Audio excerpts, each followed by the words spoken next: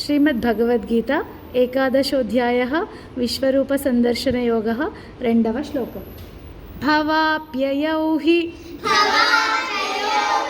भूतानां श्रुतौ विस्तरशो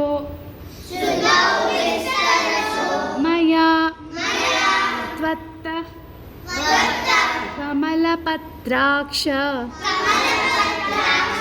महात्म्यमपि चाव्ययम्।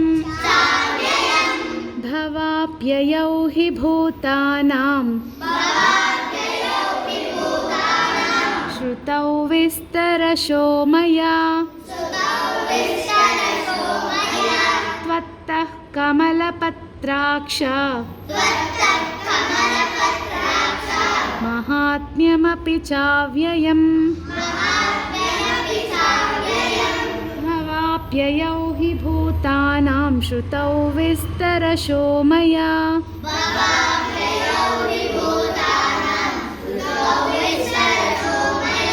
त्वत्तः कमलपत्राक्ष महात्म्यमपि चाव्ययम्।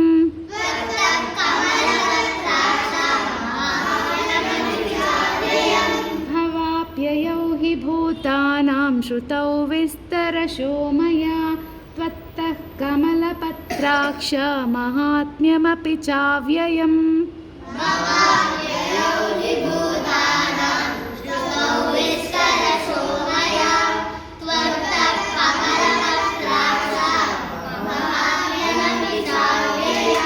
जय श्री राम।